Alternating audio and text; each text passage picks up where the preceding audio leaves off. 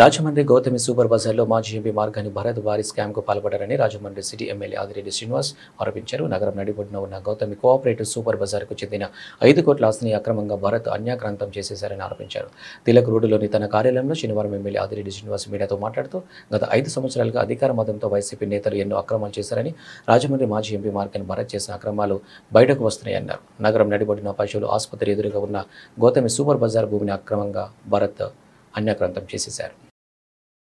తెలియదు కానీ అతను తన సొంత స్వలాభానికి మీరు కాదు ఇంకో విధంగా చెయ్యాలి అని చెయ్యలేనిది చెయ్యకూడనిది మరి నాన్ పిఎస్సి దగ్గర ప్రతిపాదించినప్పుడు బాడీలో ఆనాడు ఉన్న భాస్కర్ గారు అందరూ ఉన్నారు.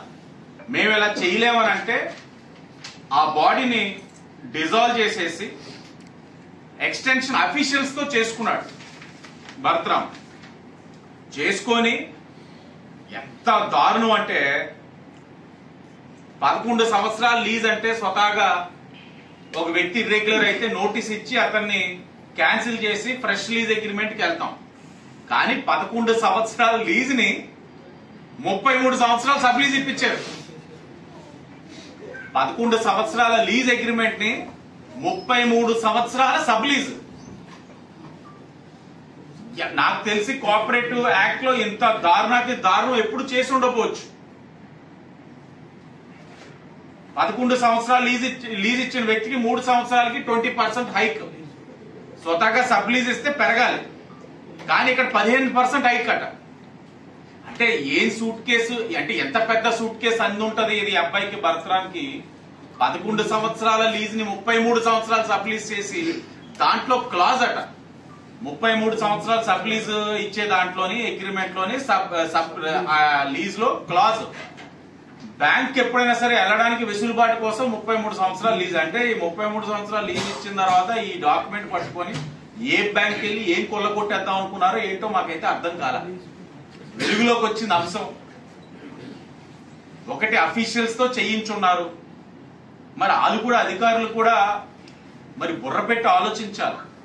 గుడ్డిగా వాళ్ళు ఏం చెప్తే అది చేసేస్తే ఈ రోజు వాళ్ళు ఈ ఎంక్వైరీలోనే సమాధానం చెప్పుకోవాల్సిన అవసరం ఉంది.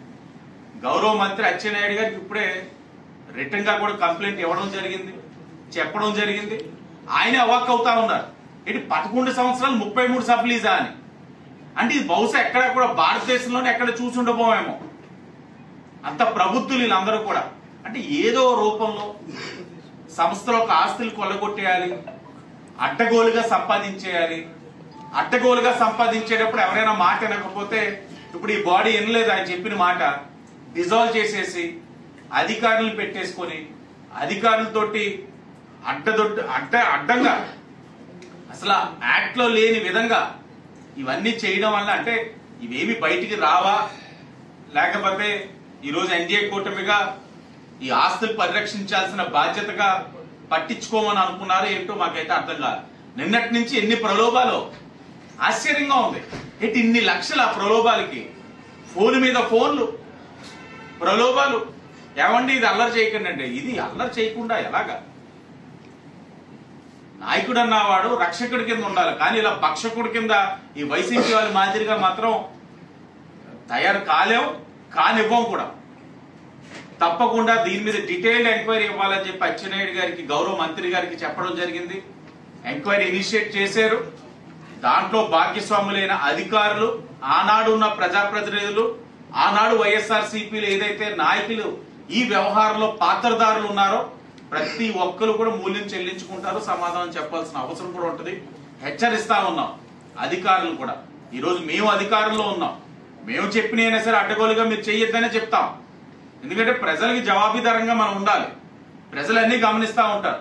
నగర నడిబొడ్డున 5 కోట్లు విలువ చేసే ఆస్తి మీరు ఎవరికో మెప్పించడానికి ఆడిచ్చిన సూట్ కేసులు కట్టబెట్టేశారంటే ఏం సందేశం ఇస్తా ఉన్నారు మీరందరూ? ఈ ప్రబుద్ధుల వైసీపీ వాళ్ళు ఇప్పుడు ఈ ప్రబుద్ధుల వచ్చి మాట్లాడుతా ఉన్నారు నీతి నిజాయితీ గురించి, సాంప్రదాయాల గురించి, నీతి నిజాయితీ గురించి, రాజకీయాల గురించి ఇలా మాట్లాడేది వైసీపీ వాళ్ళు. ఇలాంటి చిల్లర చేష్టలు చేసి అడ్డగోలుగా ఆస్తులు కొట్టేద్దామని చెప్పి స్వార్థంతో చేసే ఈదా నాయకత్వం అంటే ముమ్మాటికి ఇలాంటి తప్పులు ఈ రోజు వెలుగులోకి ఇది వచ్చింది. ఇంకా ఎన్ని అంశాలు రోజు రోజుకి వస్తాయన్నది మేము ముందే చెప్పే ఎలక్షన్ ముందు పార్కుల్లో అవినీతి మొదలుకొని ఆ వీధి లైట్ల దగ్గర జరిగిన అవినీతి మొదలుకొని ఒక్కొక్కటిగా వెలుగులోకి తీసుకువస్తాం. తప్పకుండా వాళ్ళందరికీ శిక్ష పడేటట్లు చూస్తామని నేను ఆ రోజే చెప్పాను. పదే పదే మీడియా వారు కూడా అడుగుతున్నారు 25% ఎప్పుడు వస్తుందని. ఒక్కొక్కటిగా వస్తుంది. ఇది ఆరంభం. దీంతో ఆరంభం. ఒక్కొక్కటిగా ఇక్కడి నుంచి వస్తాయి. ప్రతి రూపాయి ప్రజాధనం దుర్వినియోగమైన ప్రతి రూపాయి కక్కిస్తామని ఎన్డీఏ కూటమిగా మేము తెలియజేస్తా ఉన్నాం. ఈ 3 వ్యవస్థల్ని కూడా అనుసంధానం చేస్తూ మెరుగైన విద్య అందించడానికి పిల్లలకి ఏ అవసరాలు ఉన్నాయి, మౌలిక వసతులు కానివ్వండి, విద్య పరంగా సంస్కరణలు కానివ్వండి, ఏమిస్తే మంచిది, తల్లిదండ్రులు ఏమి ఆశిస్తా ఉన్నారన్న దాని మీద ఈరోజు పేరెంట్స్ టీచర్స్ మీటింగ్ అన్నది రాష్ట్ర నలుమూలలో జరుగుతాయి.